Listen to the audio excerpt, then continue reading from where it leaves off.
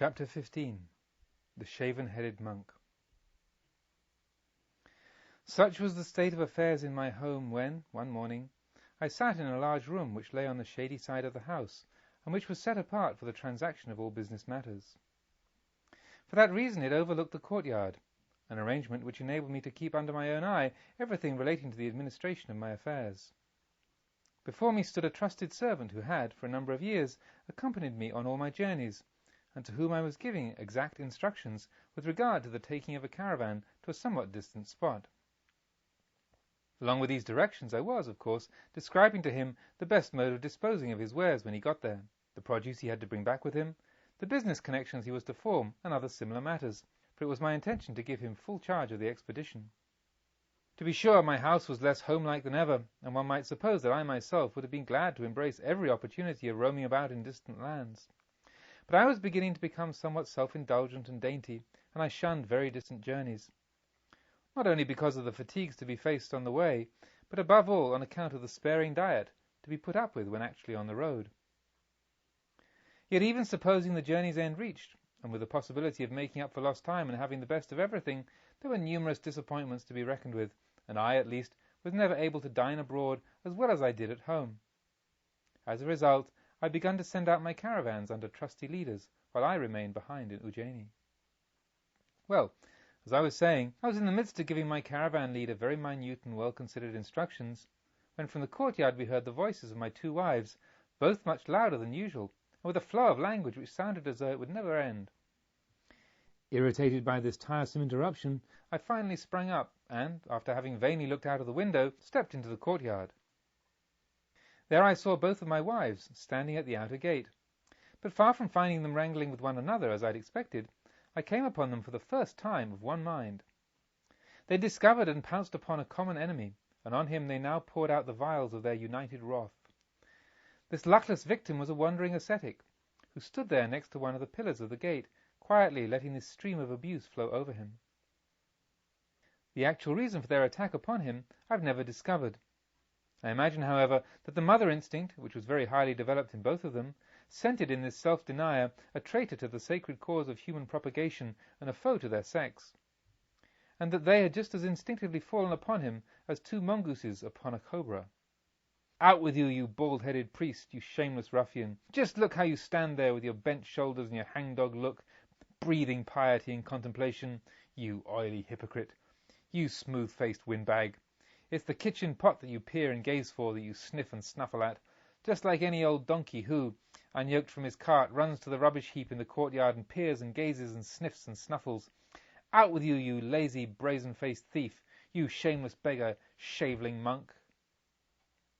The object of these and similar expressions of maternal contempt, a wanderer belonging to some ascetic school and a man of strikingly lofty stature, stood still beside the gatepost in an attitude of easy repose. His robe, of the amber color of the Kanikara flower, and not unlike your own, fell in picturesque folds over his left shoulder to his feet, and gave the impression of covering a powerfully built body.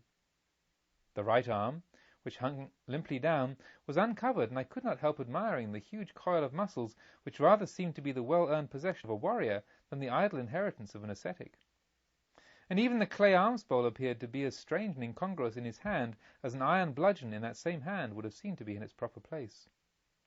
His head was bent, his gaze fixed upon the ground, his mouth absolutely without expression, and he stood motionless there as though some masterly artist had hewn the statue of a wandering monk in stone, had painted and clothed it, and I had thereupon caused it to be set up at my gate, as if it were a symbol of my liberality.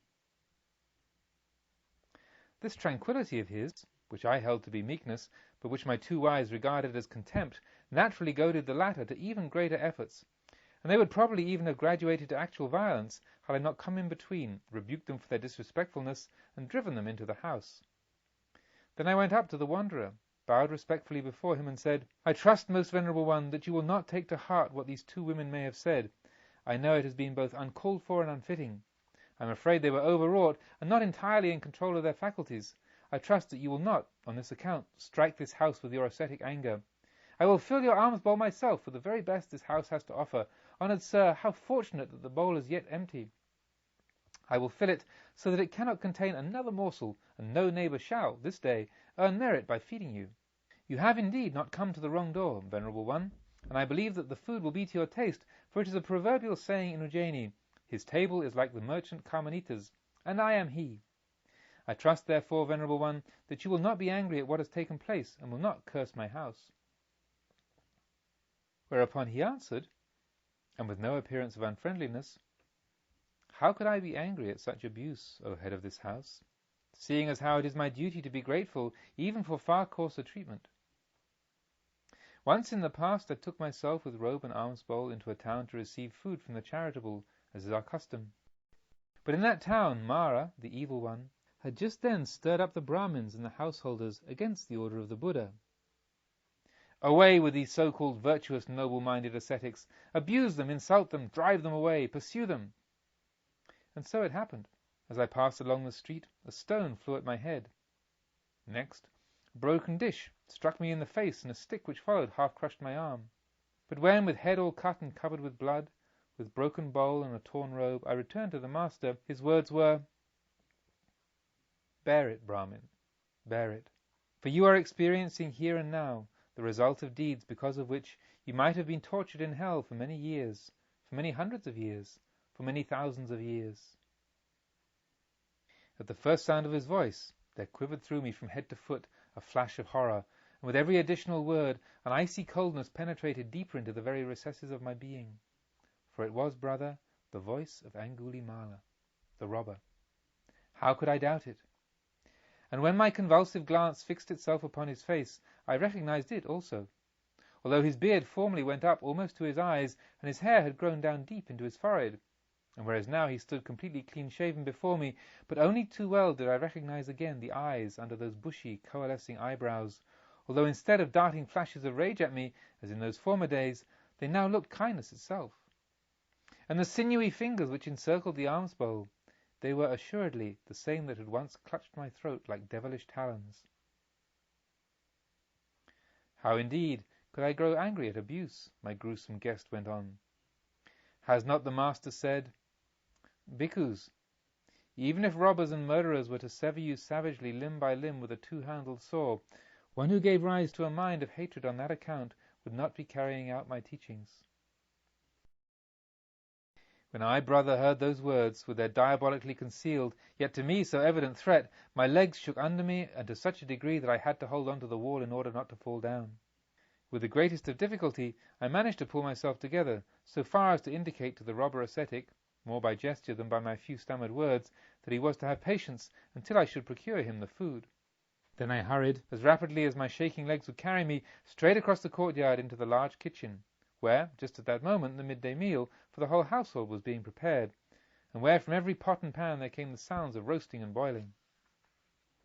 Here I chose, with no less haste than care, the best and most savoury morsels.